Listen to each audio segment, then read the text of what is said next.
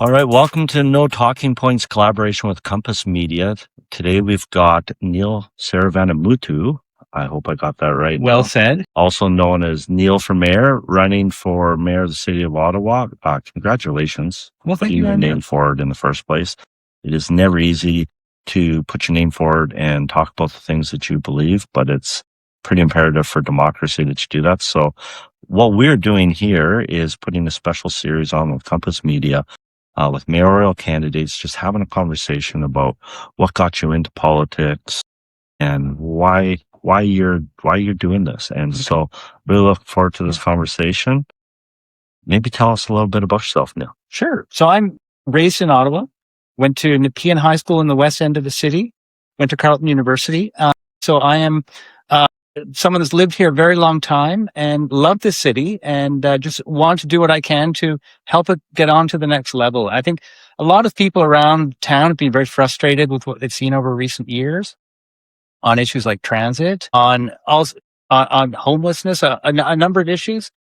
And so, I'm one of those people too, very frustrated with what I've seen. And I said, this is what we're getting is just not good enough. I see a lot of people that love this city, expect better than what they're getting.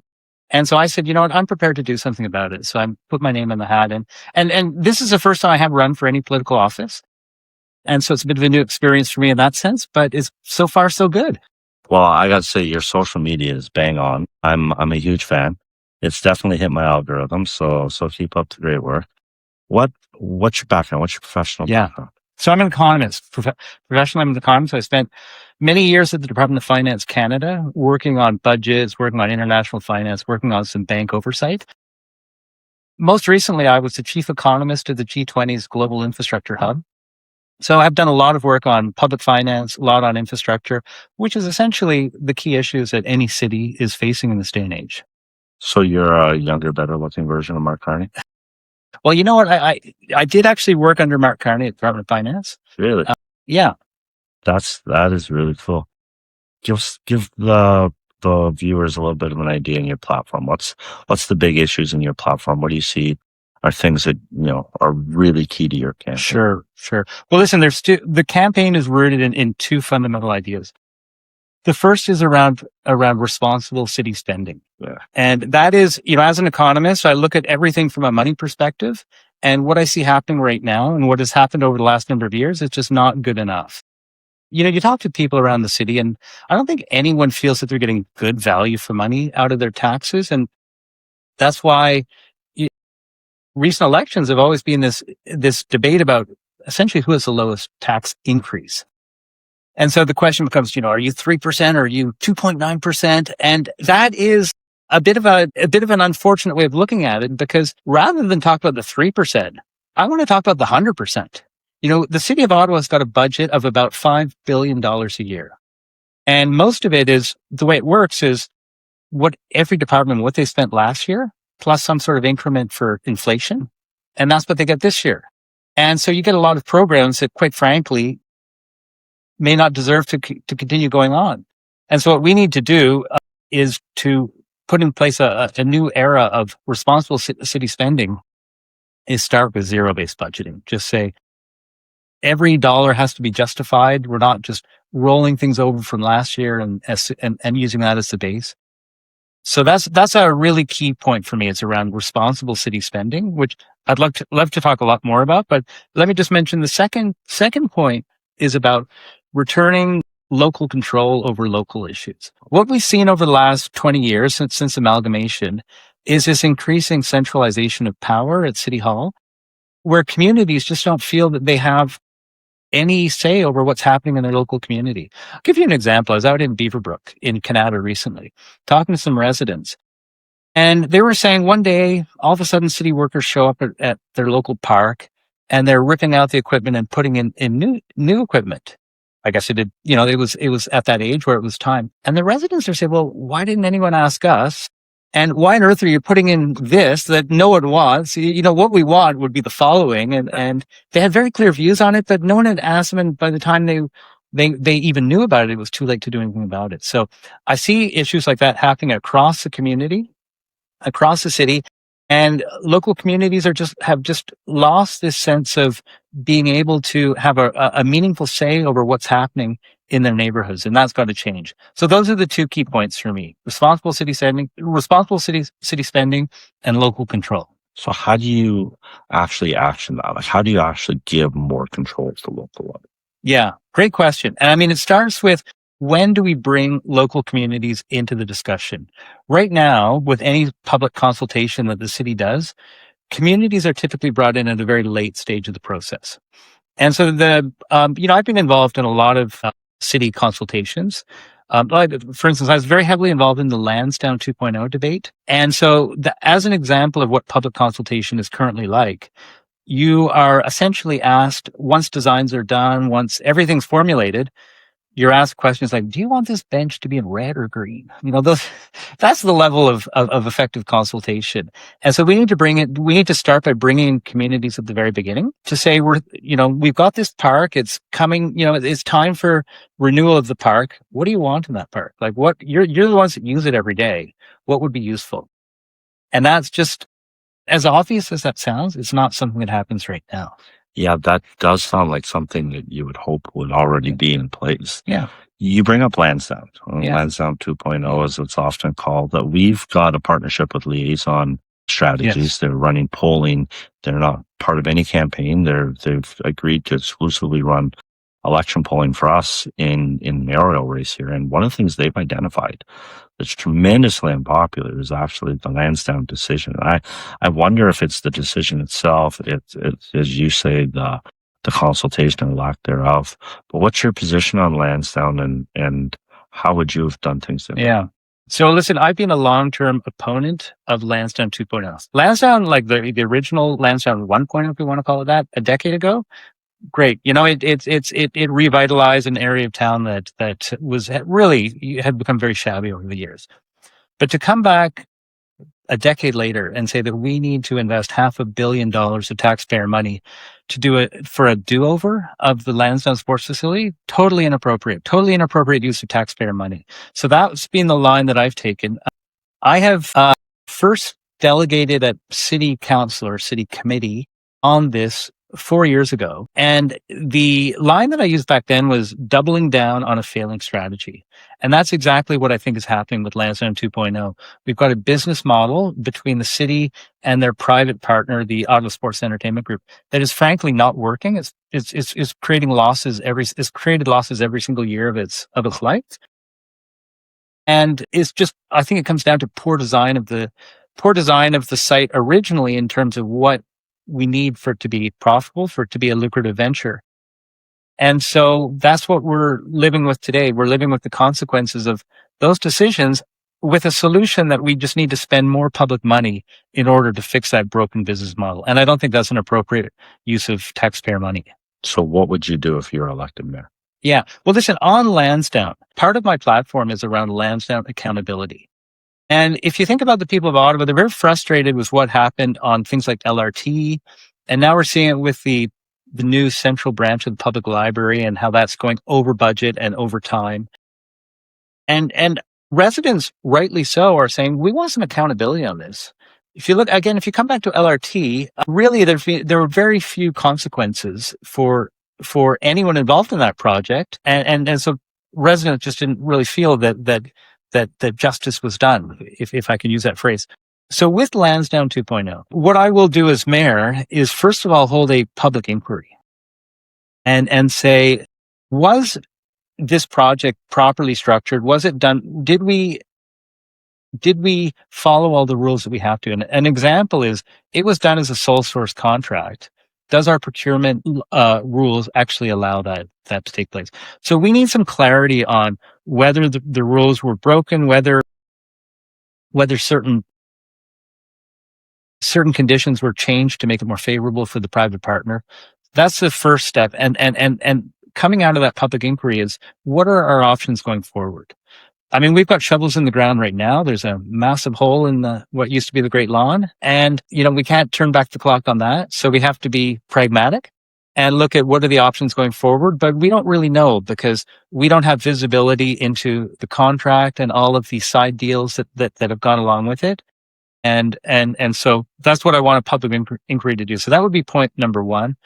Point number two, this is quite basic in a sense, is I would, unlike the last 10 years, I would actually hold the private partner to the terms of the agreement. So I mentioned that the site has been losing money over the last 10 years.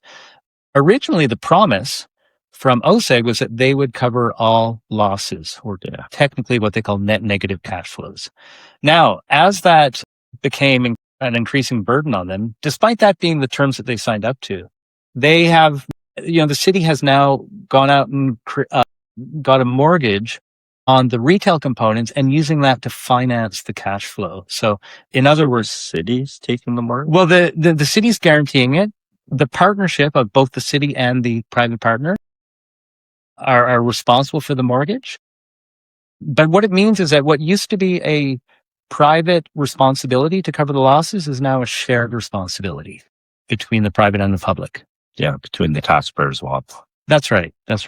You talk about transit. I mean, what would mayoral conversation be without chatting about public transit in Ottawa and what you see is the issue and how would you fix it? Yeah. Okay. Well, any transit system needs to be reliable, frequent, and affordable.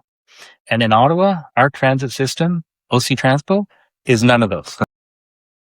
Now, I think we can all accept that reliability is the most important element in that puzzle, and frequency a close second. But what we've heard from OC Transpo management, even just probably 6 weeks ago, was that they said there's very little that they can do in the short term on reliability and frequency because we just don't have the buses. We don't have the drivers. We don't have the mechanics. And until we solve those shortages, we just simply cannot increase frequency or reliability. And so the OC Transpo management have come out and said there's only so much that we can really do on reliability and frequency in the short term. Okay. So what I would say is that the first step that we need to do is address affordability. And so one of the proposals that I've come forward with is buck a ride. And right now, the transit system is $4 a ride. And so buck a ride, pretty self-explanatory, I think, would reduce those fares considerably. And there's essentially two ways to look at this. The first is we have to ask the question from the perspective of the customer. How much is a ride actually worth? Is it worth the $4 that we're charging them? Or is it worth something less? And we can see that, well, you can talk to people and say that if this ride, public transit ride, is taking me in some cases an hour, 2 hours, 2.5 hours, we're hearing. Wow. Then it's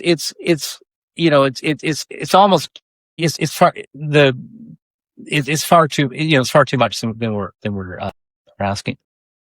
What you also see is there's been an increase in people that are just going on through the back doors or jumping the turnstiles. And I think that has to do with, we do have an affordability issue right now that's affecting the city, as is affecting the country, is affecting many other countries around the world. And one of the areas where the city can impact affordability or can improve affordability is with a transit system that's affordable. I mean, if you think about a family of four, right? Imagine, so we have a city hall that's that's implicitly telling families, if you want to come downtown, you want to come visit the Byward Market, you should really be taking public transit. And so imagine a family of four coming down on the weekend. So they're saying, okay, that's going to cost me $16 there, and then another $16 back, $32. This is getting almost absurd, right? So we have to address affordability, and buck a ride is a way that we can do that. And if I can just follow up by saying we can do this at no net cost to taxpayers, no new cost to taxpayers. Okay. And the way that I would propose financing this is we've heard about the provincial government, Premier Ford, saying that he is prepared to upload the light rail transit to the province, to Metrolinx. And the city has said that will save us about $85 million a year. So once that gets uploaded, there will be $85 million in savings.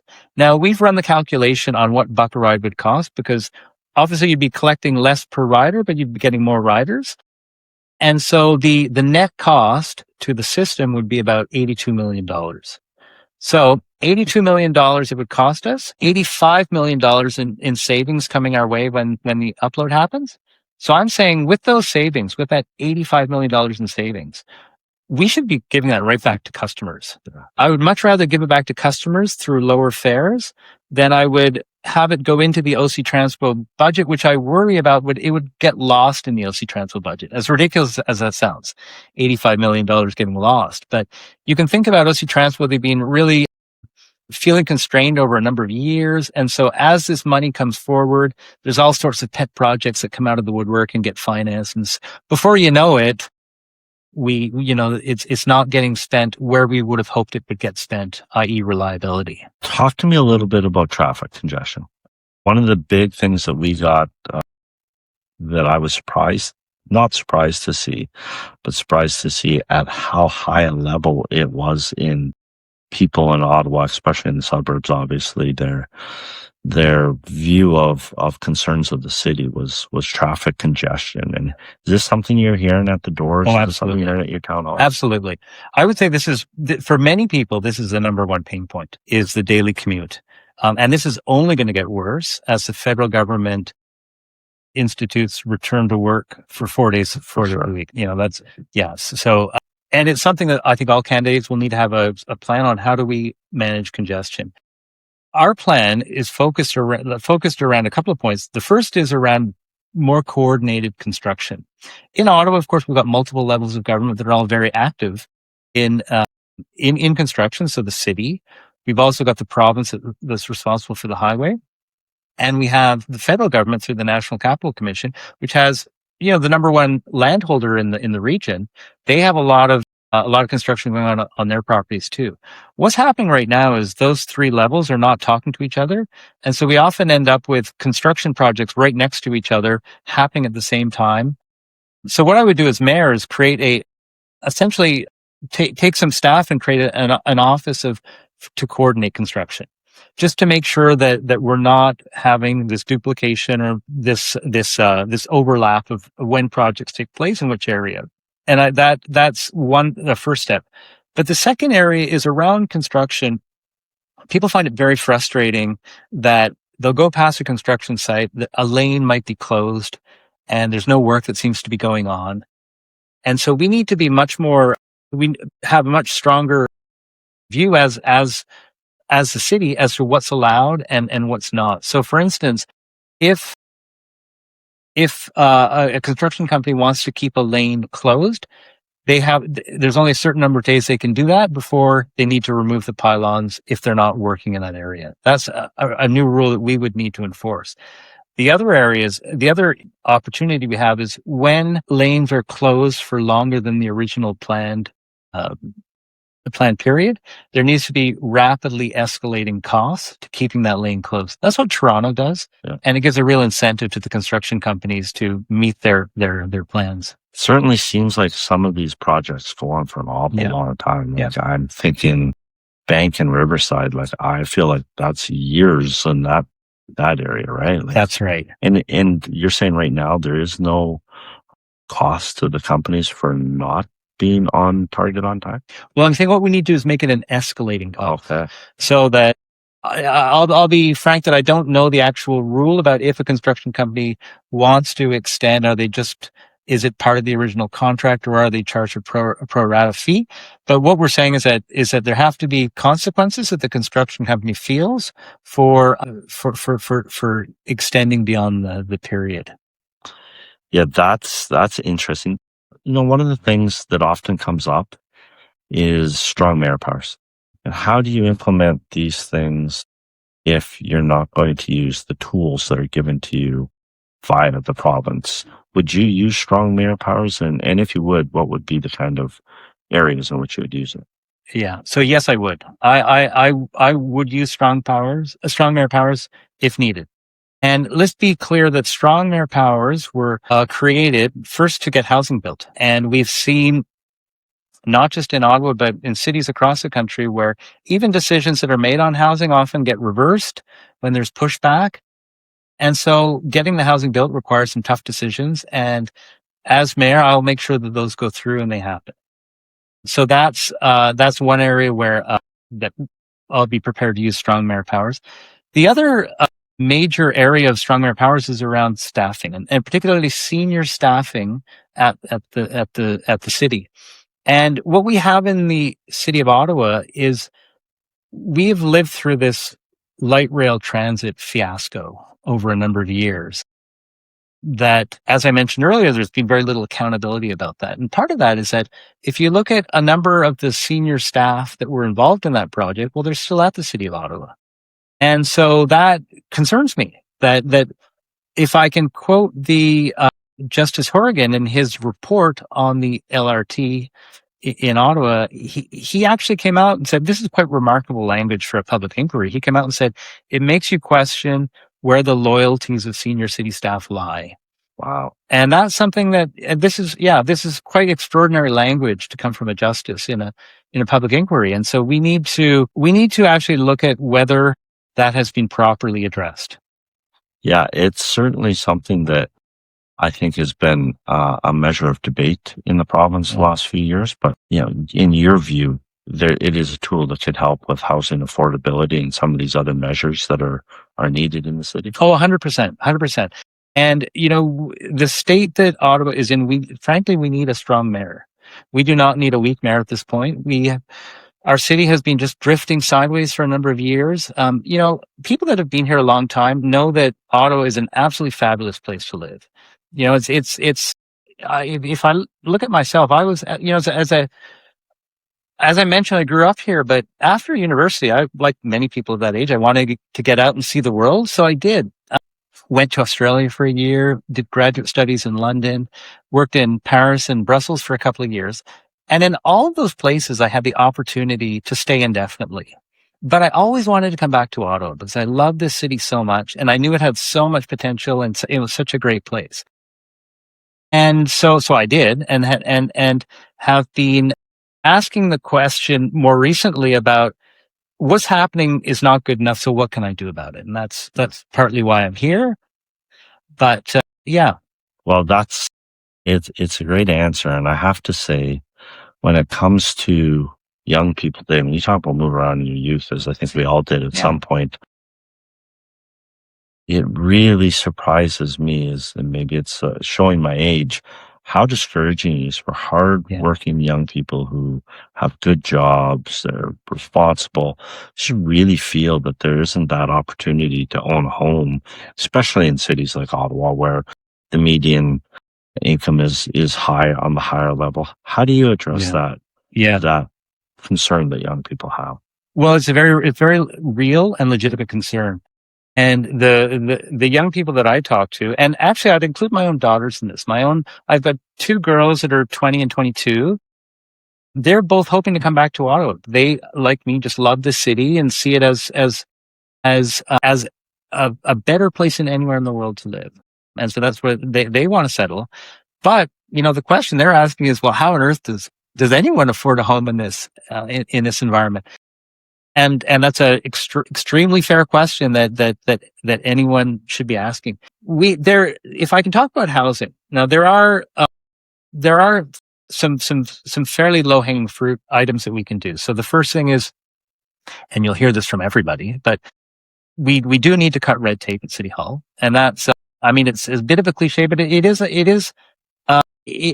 there's truth to it too. Now, last year the City of Ottawa had a housing acceleration task force and a housing acceleration plan that came out of it.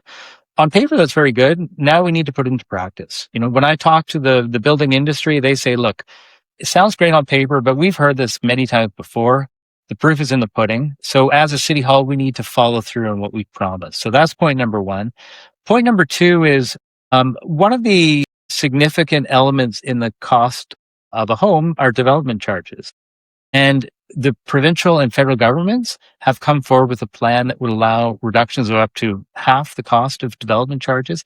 That's something that, as mayor, I would make sure the City of Ottawa fully subscribes to.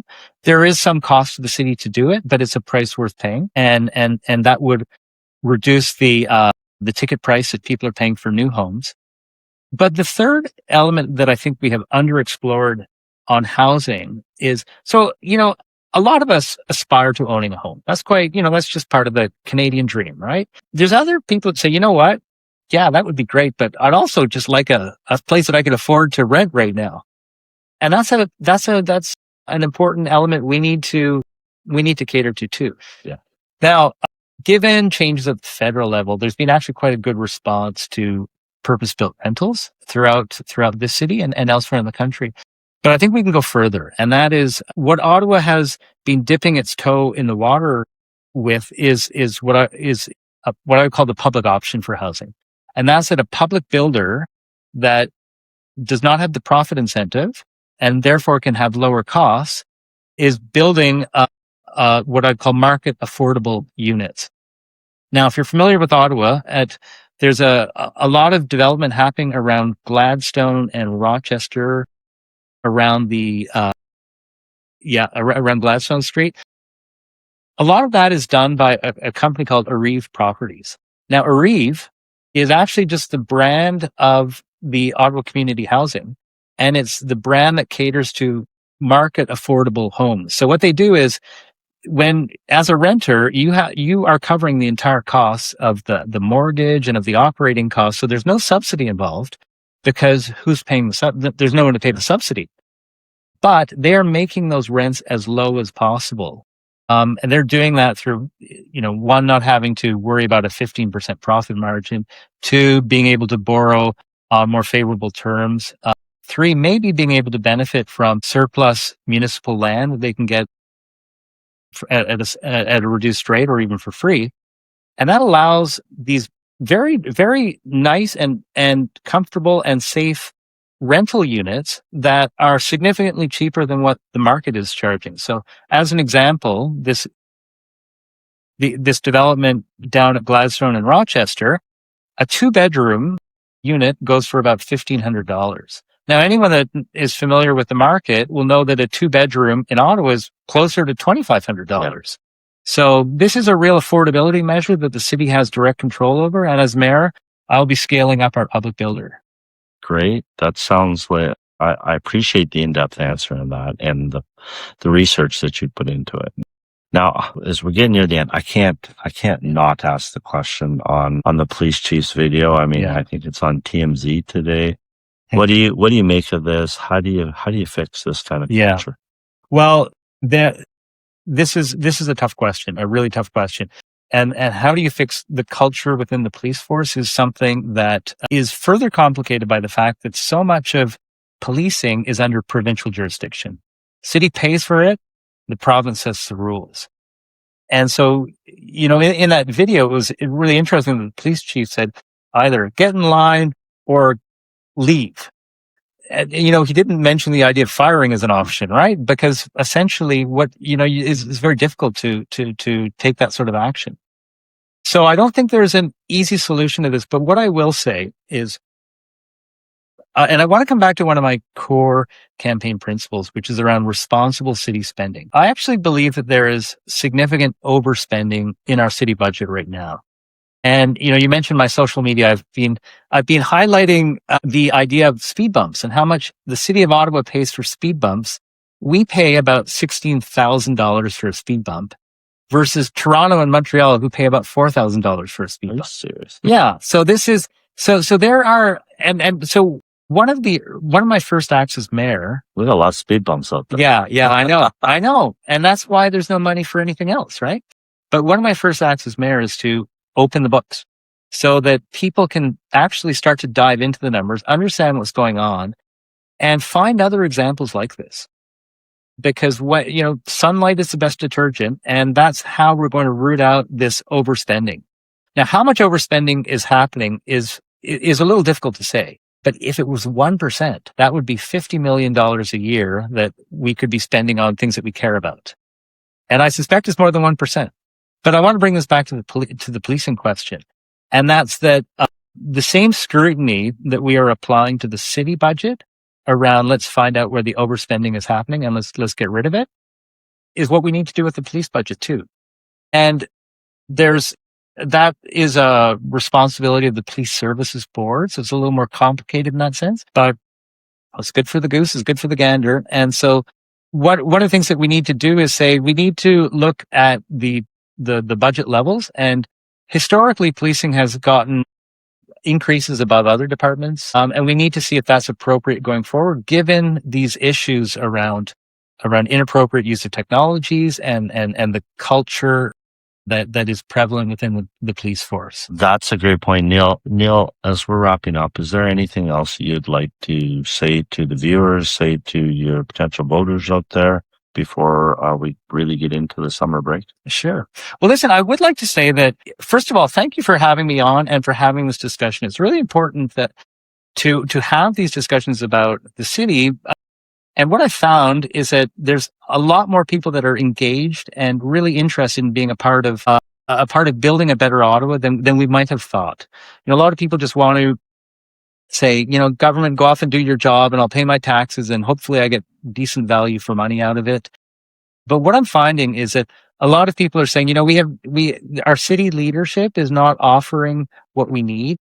We certainly can't trust them to deliver big projects at the LRT or the library, but we're not even sure that we can trust them to deliver small projects anymore. Overspending, or you look at the potholes, you look at the state of roads, and we're being told that Ottawa, last year we found out that we had an infrastructure deficit of about $10 billion. So a huge number. What we found out this year is that we're only going to fix like a third of that. Wow. 2/3, and we'll fix any infrastructure that poses a risk to public safety. So if the road is so broken up that it's it's going to be a danger to drive on it, we'll fix it. But if it's not, we're just going to leave it and we'll deal with it in another 10 years. And of course, you can imagine how that ramps up, right? The more you push off, the more expensive it becomes, the more it accumulates. So what I found is a lot of people really want to get involved, want to talk about city issues, want to be involved in how their specific communities can evolve and be stronger. What we're doing as a campaign is I'm holding town halls across the city to give people that opportunity to come. Well, first of all, to come and meet me and see kick the tires, whether they think I'd make a good mayor, but also to express what's irking them. What they think could be done better. Our policy, our platform is still in development. And if any good ideas that are out there, we want to hear them and incorporate them. So we will be holding town halls across the city in as many neighborhoods as we can. And to be frank, our biggest challenge is actually finding rooms that we can book to hold these meetings. City of Ottawa does not make it easy to book a room, unfortunately. So we're going to be holding these town halls. We hope that people will show up. Can certainly find more information about our schedule of town halls at neilformayor.ca. Excellent. There you have it, ladies and gentlemen. Neil Saravanamuttoo, or Neil for Mayor. Great having him with us. Please continue to follow along with Compass Media for any insights or questions you have. Please reach out to us, and we look forward to bringing you the next candidate in the next couple of weeks. Yeah, thank you. Thank you. you. Great.